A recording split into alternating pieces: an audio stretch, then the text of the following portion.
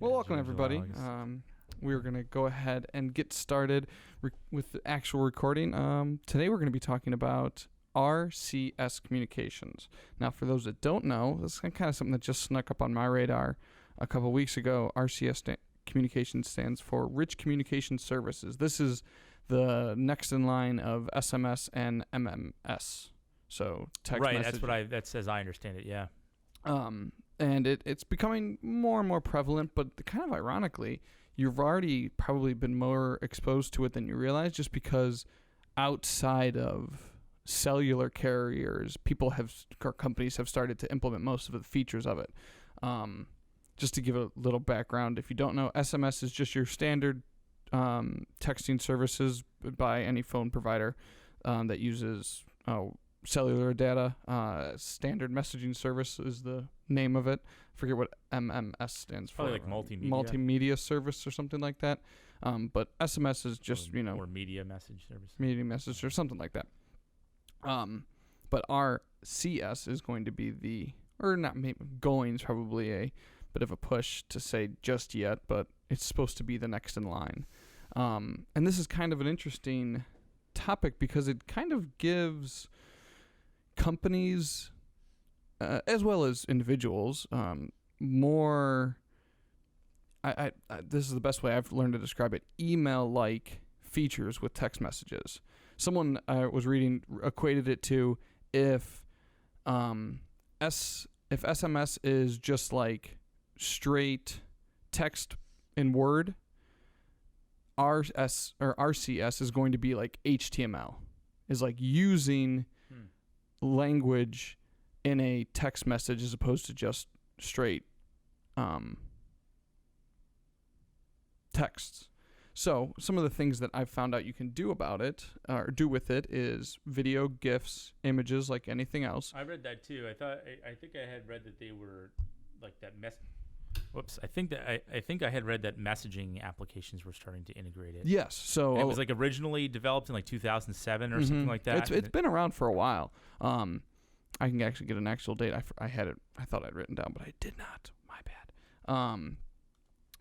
But a lot of people have already implemented. But just some of the things that it can do real quick: video, GIFs, images, questionnaires, payment links, Google searches, verified accounts, which we'll get back to in a little bit, message read notifications, up to 10 megabyte sized messages, location sharing, read and or typing indicators, branding, actually custom branding on the messaging system, and suggested quick replies. So like and some of these, if you're listening, you probably already recognize from Facebook Messenger, because Facebook Messenger already has a lot of this. Granted, that is it's not a cellular kind of provider, but that's the kind of path that you're just Verizon or Samsung, I guess in my instance, or our instance, Messenger is going to go. So if you can imagine like how Facebook right now, if you message Arcane Strategies, for example, we can interact with you through Facebook Messenger in a multiple of different ways, videos, links to our website, stuff like that, that appear right there in the messenger. They don't come up over as a link like they would for a text message. So what the kind of capabilities that I'd like to talk about is how companies might start to use essentially your text messages as your new form of MailChimp. It's kind of that's kind of my hot take on it, is like you're all of a sudden going to be texting Bed Bath & Beyond, and a representative, like they would on a website chat, will text you back onto your phone number, not via a web browser, not via a email system, nothing, just your phone number is going to be getting email-like communications from verified accounts, because that's the other thing that they do offered, like Twitter verified or some other Facebook actually just removed their verification check. Yeah, I thought that was kind of interesting too. But you'll be able to get text messages as opposed to emails. So the question being, another question part of it, how are businesses going to A, use it, B, profit from it, and C, how does that change their current systems? Because I see like if we had the option of text messaging a potential customer versus emailing them, I'm assuming 100% of the time we're going to go with text messaging. At least in the time being, because I do see the road where all of a sudden your text messages are so flooded with deals and offers and all this crap. I would find that extraordinarily annoying. Exactly, same would I. So as would I. So in the short run, it kind of makes looking at emails as kind of obsolete. Obsolete might be a little rough, but definitely taking a hit. I already get, like, GoDaddy does this, and it's so freaking annoying. Like, any time that they have, like, they're trying to, like, sell some person's design services, they send you a text message, and then I'll be like, unsubscribe, and then they don't unsubscribe. Oh, and yeah. it's enough for me to block their number. So now if they ever wanted to call me to try to, like, I don't know, upsell me or get me to, like, change my phone number or my credit card number on their account, they'll never get a hold of me because their phone number's been blocked. But that's also not necessarily the phone number that they're calling from. That's like their SMS number. It's like an auto-generated number, so it constantly changes anyway. Yeah. So in theory, they could call me, but like that's a different service as well. Than probably. I wonder if. So do you think you'll be able to block these kind of messages? I mean, they're probably just going to be obfuscating, just like every other spam phone caller. At which point, like, you're just basically just going to create a very, very, very long blacklist and, just slowly but surely try to block all of them.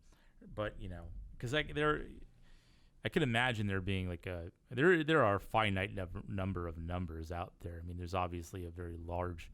Yeah, it's very large, but there is an end until we start adding.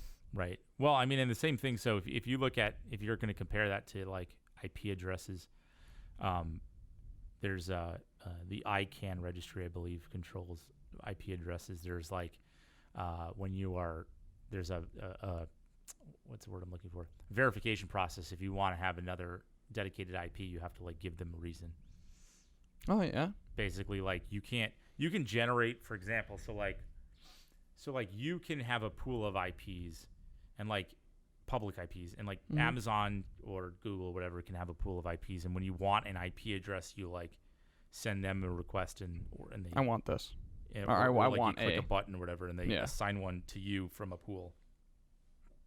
But the pools themselves, and like if you're not operating in a pool, if you're operating on your own, you have to provide them a reason and say like, okay, I have a dedicated website that has an SSL on it. I need a dedicated IP address for this site, whatever, and then they'll assign it to you. So there are like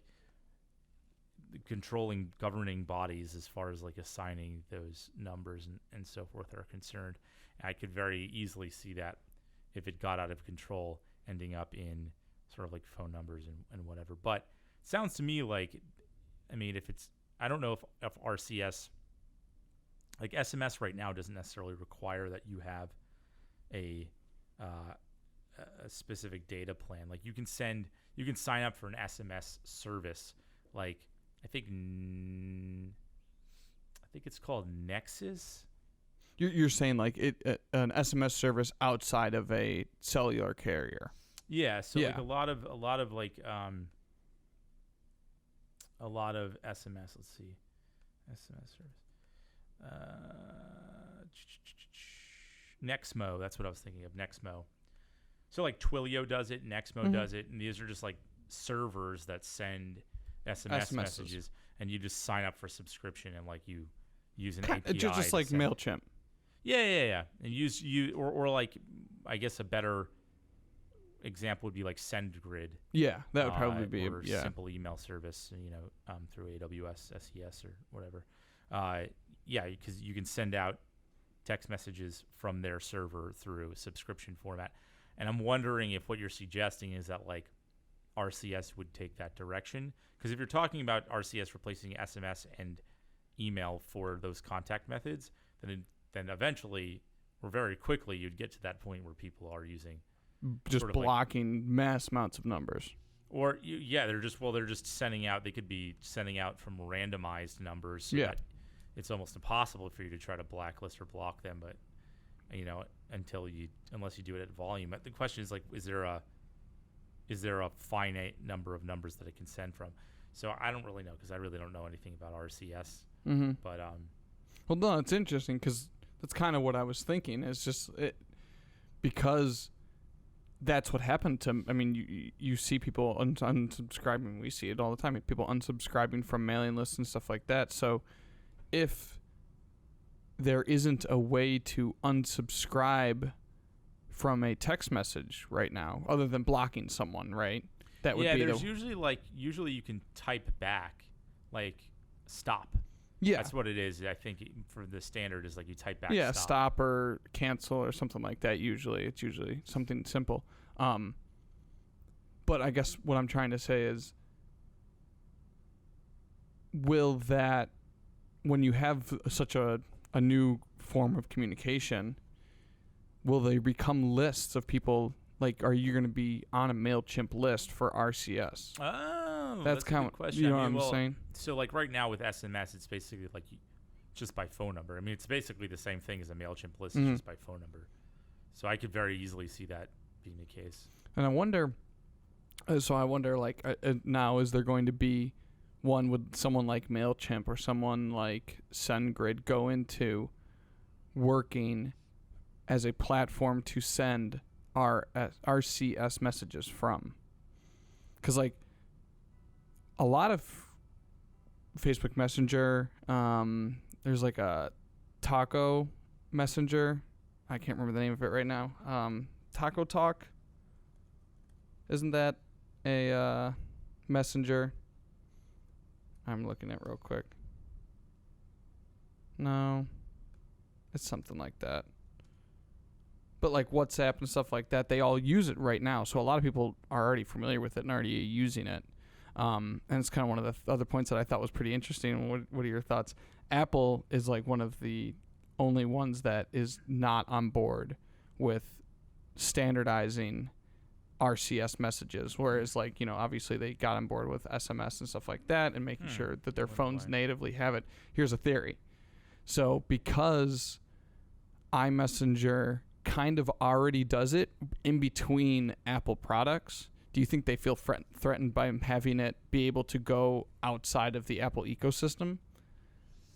Like, do you think the fact that more companies and carriers are creating devices and the infrastructure to send RCS messages is not good for them, because they realize it's a competitive advantage, quote unquote, to be able to send RCSs only within the Apple ecosystem? I mean, certainly, I could see that as a reason. I mean, Apple already does a lot of things like that. Like what? Like, well, for a while they were basically blackballing Adobe for a very long time. I'm unfamiliar with this. So, like, your Apple devices didn't support Flash. You could get Flash on any computer, on any mobile device, except for Apple devices, because Apple was basically like, oh, we're not going to support Adobe as a competitor. So if you want an Apple device, you want an iPhone, you don't get to see Flash. Period. So, like, that was some time ago. Eventually, they two things happened. Was one, they finally adopted it, and two, Flash Player became completely obsolete, really, and then you had HTML5 video took over. But they've done that before. They've also done, like, they're the only company that creates hardware that is incompatible with everything else. Oh yeah. I mean, like, you can install a lot of applications that are available, software applications that are available on Linux and Windows, cross-platform, that you can't install on Apple or OS X or iOS for that matter, and vice versa. But there's, like, hardware as well. Like, everyone, in the IoT wearable world, a lot of them use the same exact USB to micro USB connector, that Samsung devices, I so think Android Google devices, did. Google, trying to think of other ones. Every, I mean, like, cameras, computer, wearables, computers. Yeah, these cameras right here. Yeah. I mean, everything uses that except for Apple. They're like, oh yeah, we're gonna come up with our little lightning, input and all that. I will admit, putting the magnets on the end of this charger, I'm a big fan of that one. That's cool, but you don't actually need to change the port. Exactly. Yeah. To do that. Very true. They intentionally make things so that they're not cross compatible because they want to make it so that you have to buy their other parts. So like Becky has an iPhone 10, which does not have the headphone jacks, which by the way is totally absolutely insanely stupid. Yeah. But it's the funniest thing is like everyone's like, well, you've got these AirPod things and you have to charge them, but the thing is like then you can't listen to music and charge at the same time, so now you have to get adapter. You have to buy all these things through them. And for her, she hasn't been like, she's like, oh, I forgot my headphone things that I never use, and so every time we get on the plane, she can't borrow a headset from anybody. She can't borrow them from me. I have multiple headphones in my bag. She'll never be able to use them. Yeah. So I haven't seen her in a flight be able to use her phone for music. But like, point is, yes, to your point, they're kind of like notorious for doing this. So I could totally understand that if they see it as a competitive issue, then they won't adopt the standard. So. Before, go ahead. I wanted to get back to your question before, which about RCS and replacing SMS and MailChimp. My question to that is just like, so right now you do get SMSs, but they're not branded. It's just text based. Yeah. So are you saying that like basically like you'll get it with like a logo or a video or something like that? Yeah. So note to Steven, I'll give you some things to put up on the screen, but it is essentially. Oh shit! Dude. Yeah. Put them like right here. Yeah, right about here. Right about here. Yeah. Jeez, as he knocks the crap out of his microphone. That's what I get for being left-handed and have it and being sitting on you this side of the should table. have it on I that. should be on that side and you should be on this side. Yeah, that. Or this should be reversed. Yeah, either way. Yeah. But anyway, back I'll to have it. to become a righty then. Yeah, just for this. Just for my hand motions. So to put it in some perspective, there are, if you can imagine Facebook Messenger, because it's probably like the closest thing to it right now, you can have your own profile picture, and you control it. It's so like in your phone right now, you control your contacts' photos. You can have a photo of whatever for whoever. Right. But in this instance, in RCS, the sender controls the photo that they are sending. I see. So that's a pretty big one. And then along with that, the color that your text window shows. So like I know a lot of people right now are familiar with like you can change the background of the text back and forth with someone to whatever you want per person, right? In this instance, the company or again the sender will be able to control whatever they want that image to look like. Colors. Some people have been saying fonts eventually and stuff like that will all be able to controlled from the sender, not the receiver. So AOL Instant Messenger. So we're recreating AOL Instant Messenger. Yeah, that's probably I didn't even think about that. That's pretty much exactly. Yeah. Yeah. Except you can do probably a whole bunch more. But you talked about auto replies, which AOL Instant Messenger had. Not auto replies, automated responses. So I send you a message. Let's schedule a phone call. I have 3 available times, and these automatically appear underneath the message that I just sent you for you to just select an auto reply. So, you get a text from me that says, hey, can't talk right now. Here are the next 3 times I can talk, and it's 9:30, 10:30. And interactive ones. Exactly. And essentially it's what it is. It's interactive links because you're displaying a button that has a predetermined action based off if you select it or not. Which you could do in email and AOL Instant Messenger too if you just put a link to it. Yeah. But at least this will be more formatted. Yeah, it'll look more like a text that you're about to send essentially.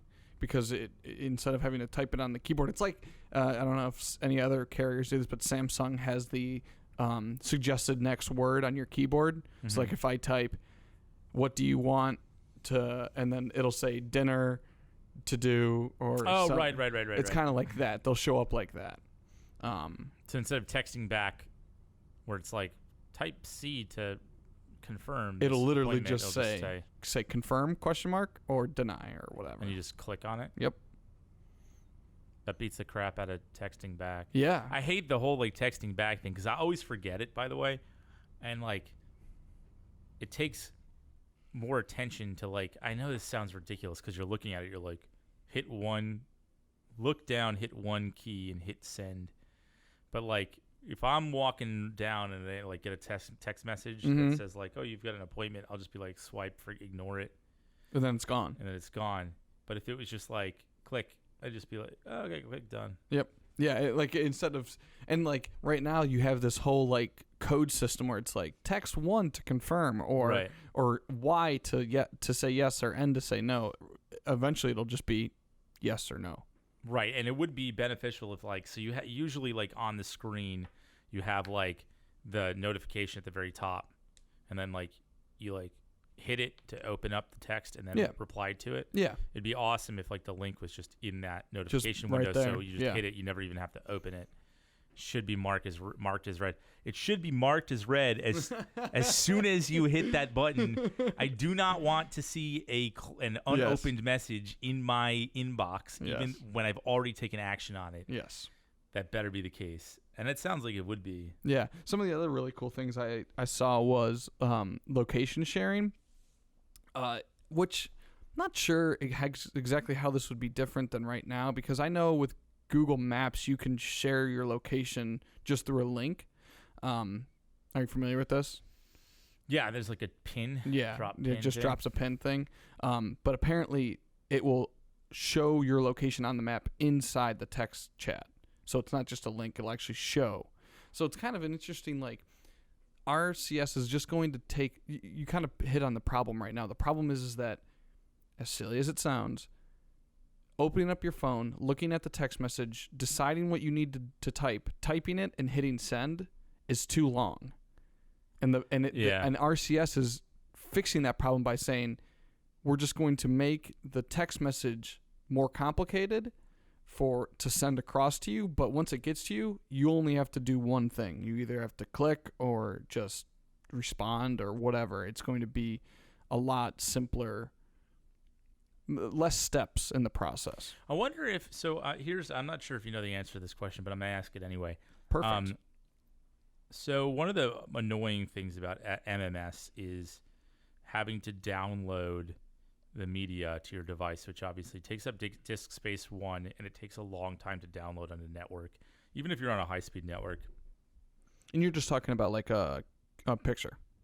Yeah, or like if you're in a group message, if you're ever in a group message that involves like an Android and an iOS person, like at the moment that there's that crossover, everything gets all screwy. Yeah. And like, so on Android, every time someone likes something in an iPhone, it comes through as a message. Yes. It says like, someone so liked, and then quotes the message. Ridiculously annoying. Yeah, it's really dumb. It's like the most annoying thing about text messaging by far. I'm really surprised that like liking a text message in a group is really a thing. Like, well, it totally shouldn't be a thing. It shouldn't be a thing. Yeah, but continue. It's definitely like it's a way of trying to cross the bridge between like text-based and like actual in-person dialogue, because in an in-person dialogue there's never any misunderstanding about what person I shouldn't say there's never but there's far less. There's fewer misunderstandings because you can read people's body language, whereas by text messages there's lots of misunderstandings constantly, and at the very least if you have some sort of interactive method of acknowledging right. Yeah. And I wonder if that's what, in my opinion, likes and so forth at least contribute to in the slightest bit. I do find it extremely annoying that like I have to get buried in like so and so liked this message. But also in SMS or in MMS, when you're in a group or when you're in actually downloading an MMS, you have to click to download it. And it takes some time usually. It's not like instantaneous. Yeah. And even if you're on a net like Wi-Fi or whatever, it's still usually fairly slow, unless you switch to like Wi-Fi based messaging, which is like a toggle, and you got to do that. That's another step. But I wonder so two things. I wonder if RCS is going to improve upon that. The speed at which you can download media. Yeah, because I wonder, I don't really know what protocol it's using to communicate. If it's still just using cell towers and I'm assuming satellite. Probably one of the reasons why RCS hasn't taken off. Well, not assuming, I've read it. One of the reasons RCS hasn't taken off is because the infrastructure is not there. Phone makers and not providers, but phone makers and software developers are using it. I think a couple of the Google phones, I'd have to look it back up. A couple of the Google phones have it, but can't use it because the carriers don't support it. So it's future-proofed, but it's not. So it's basically there are a lot of things out there like that. I mean, the communications companies are going to probably do whatever they can do to prevent that from moving forward if it introduces, unless they have the infrastructure to build but I'm assuming that they don't have, they're missing something, because wouldn't you, as a carrier, want your network to be, if it was really easy to jump onto RCS, yeah, you would want to be the first. You'd want to be the first one to do it. I could imagine Verizon being that, because Verizon was one of the first to jump over to fiber, mm-hmm. and so they have a history of doing that. And I actually do have a list. Verizon phones support RCS messaging via their Verizon Messenger Plus app. But this is not universally profiled, so it only works with other Verizon devices. So that's the problem. That's the old iPhone trick. Well, is it the old iPhone trick or the fact that nobody else supports it? Yeah. So, I mean, yes, it is the old iPhone trick, but I don't think it's... You don't think it's intentional? I don't think it's intentional. Yeah, I could understand that. Well, so Verizon's ahead of the curve as usual. Yeah. I would assume, I mean, you can fact check me on this, but I'm assuming that Verizon's probably the biggest carrier per users. I would imagine, yeah. I don't know. I would imagine. I've had Verizon since... It's expensive, but it's definitely very good. Yes. Aldo would disagree with that. Well, if Aldo's listening, tweet at us. I don't know. Yeah. What wouldn't Aldo disagree with? Yeah, right. So you had two questions. So the first ones we answered. What was the second one? Do you remember? So the second one, we were talking about RCS downloads with as far as or we were talking about MMS downloads and the liking being a sort of a way to cross a bridge between text-based communication and actual body language. Mm-hmm. So the question is, does RCS take that to a new level where it's actually helping to eliminate those misunderstandings or lack thereof body language and stuff like that? Right. So maybe, if by having more formatted characters, you can better understand because of capitalization. Well, capitalization already exists, mm-hmm. but bolding or colors, or maybe if there's some way to have a more interactive bolding, GIF or something like bolding. that. I mean, so emojis kind of were that another step in that direction, as you're saying, with iOS using the to like a message. Mm-hmm. I would make the argument that emojis are also kind of that step into that direction. Right. So where else can you go with that? So that's interesting. So you kind of see it with Twitter already, where people use GIFs in addition with their tweet to kind of display their unspoken or unwritten intention or meaning. So maybe RCS kind of also tags along with that. If it was a lot easier for me to send to send a message with a GIF, I probably would most times, because I just think they're hysterical, and I'm of that age group. I'm not ashamed of it. But you're right. It's someone's being facetious when you see a meme of Michael Jordan crying on somebody. Exactly. Or some sort of Bravo or My most recent one I've used probably is Mr. Krabs holding up the tiniest violin when like I'm so sorry for that happening to you, and then I put that GIF on it to let people know like I'm not really that serious. So RCS, like how does RCS? What could possibly be introduced into the a text-based written language inclusive of imagery that would take it to the next level? It's got to be something to do with interaction. There has to be. Maybe I'm not saying this is the answer, but it's kind of the first thing that came to mind. Remember when iOS did the heartbeat thing or the heart thing? You remember this? I think they may still do it, but you would touch a button on your keyboard and like it would get your heartbeat or something like that, and then the person you were messaging with also could touch, and it's like, hey, we're touching fingers. Yeah. Whoa. You don't remember that? No. Oh man, we have an iPhone. I want to go see if That's weird. It was really really strange, but they did do it. It was a thing. Yeah, I totally don't. I rarely use Apple devices. Yeah, this is a very very Apple. As I sit in front of one, this is probably the only thing other than the phone and the iPad over there that are in the whole office. One more iPad, but mostly Windows for stuff. For testing purposes. Yeah, merely for testing purposes. Strictly for testing purposes. But so like that was kind of your question made me think of that. So how do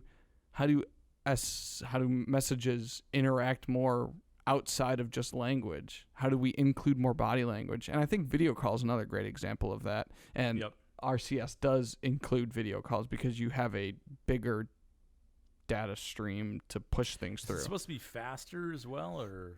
I haven't read anything about it being faster, but you can just push a lot more. I think the faster part kind of comes from your your device and how well connected you are. Regardless, but the bottom line is like you're getting a more almost like web like interface, but without needing the use of web technologies. Exactly. You're using basically an alternative to cell infrastructure, cell tower infrastructure. Okay, that's interesting.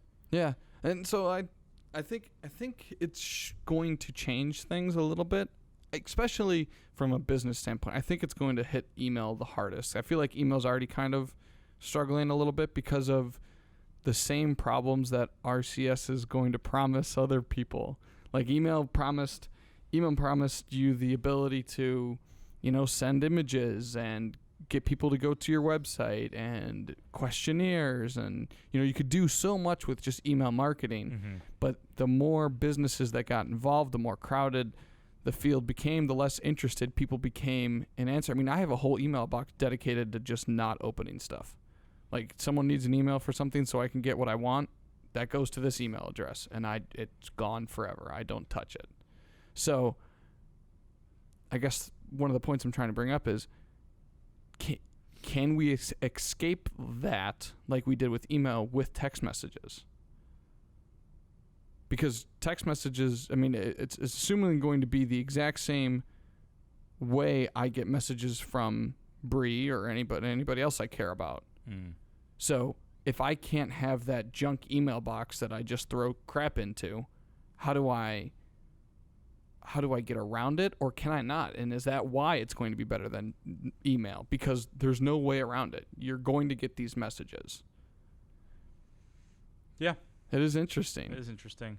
And so I think, a plethora of people that are going to make platforms for you to use RCS messages on.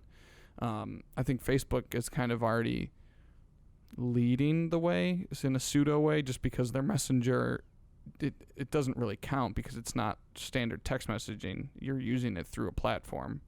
But everybody has a Facebook, right? And it's your Facebook. Now, granted, you can turn off notifications and stuff like that, but you kind of can't get around it if you want to use that platform. Now, I really don't use that platform for personal use, so I'm not subject to it. But if someone needs, so if you take away and say, no, this is the only way you can do this thing that you want to do, you kind of force people into a market that they don't really want to be part of. Mm. It's kind of a dark thought, but that's kind of the question I'm asking. It's like, have we reached that point to where there's no more junk mailboxes? like if someone wants to target you, or if you want to get a hold of someone, oh gosh, they're gonna get a hold of you. I sure hope not.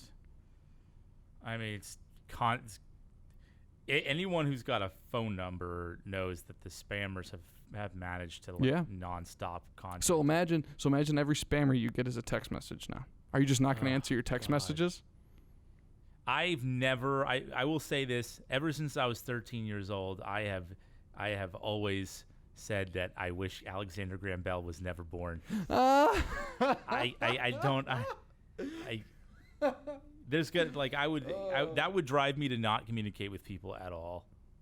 At all. So is that what's going to happen?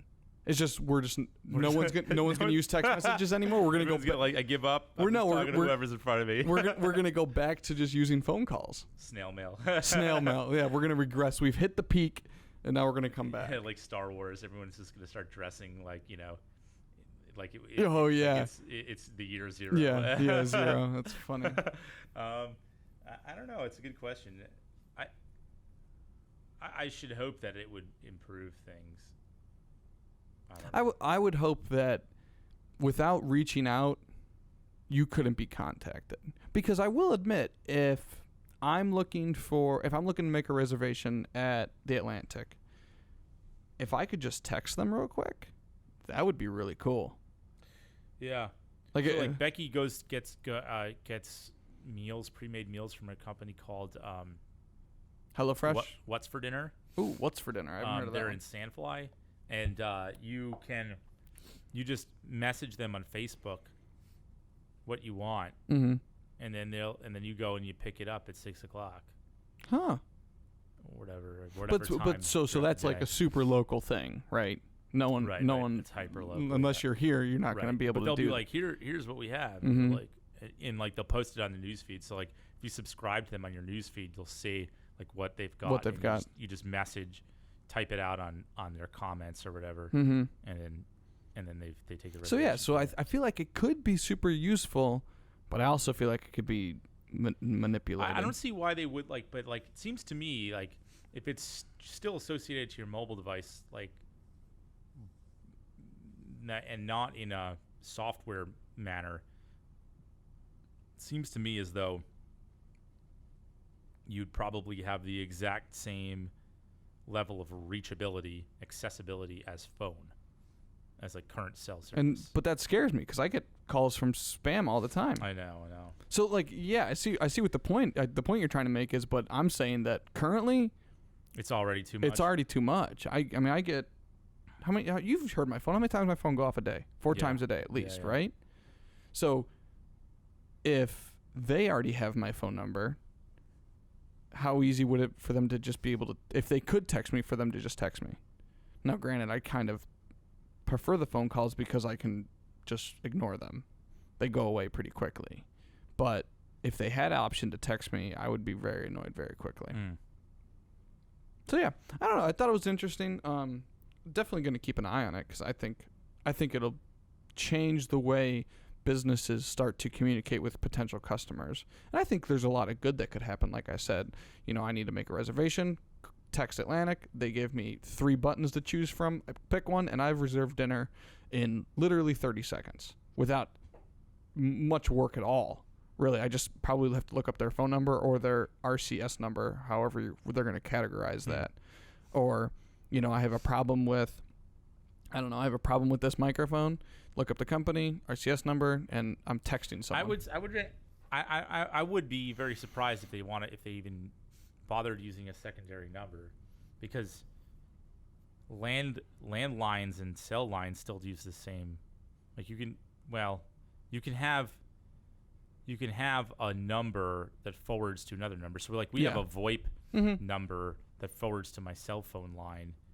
You don't necessarily. Yeah. It's still a telephone number. It's still a 7-digit number. Yeah. But I guess maybe they could have a separate 7-digit number for RCS as they could for cell or landlines.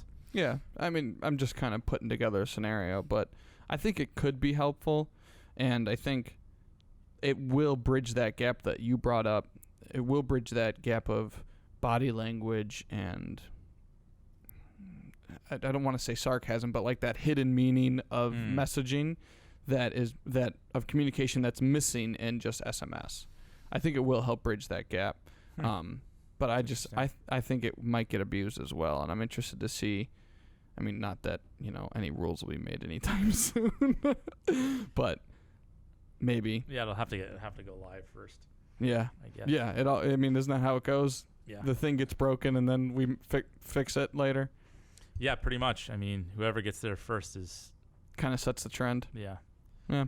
But yeah, so I'm glad I got to do most of the talking. I got to talk to you about something. I appreciate that. Yeah, that's good. That's pretty interesting. I heard it on a podcast a couple weeks ago, and I had it in the back of my head. And I just... Yeah, when he messaged me, I read just a little bit about it, and I was like, wow, this has been around for like 12 years. Yeah, and not many people have... I mean, up until, I think, 2 weeks ago, I had never heard of it. But, I mean, obviously I work with SMS and there's MMS. So many technologies that have been around for a very long time that are... Under the radar. Like that.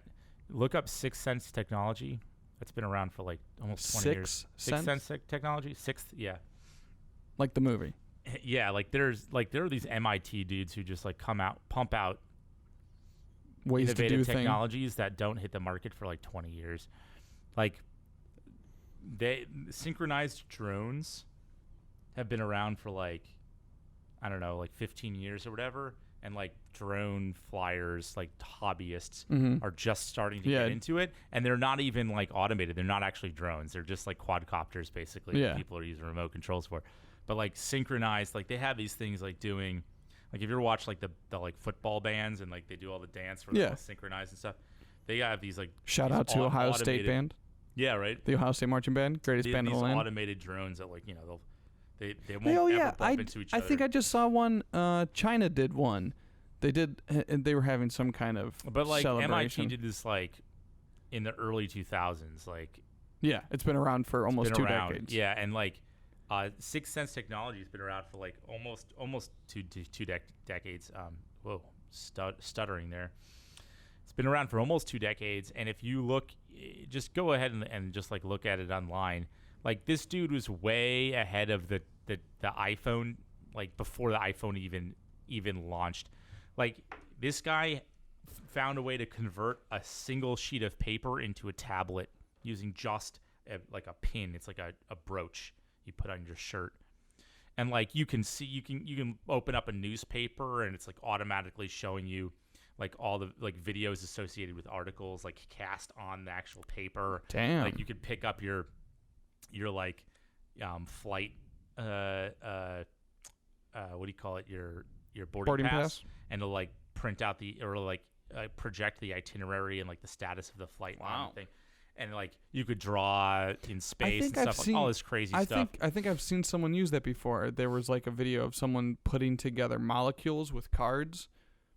Like he'd have like an oxygen, a hydrogen, H2O, so another hydrogen, and like he would just have the cards on the table, and then like an element, the atom would appear above it, and then when he put the cards together, it would make H2O.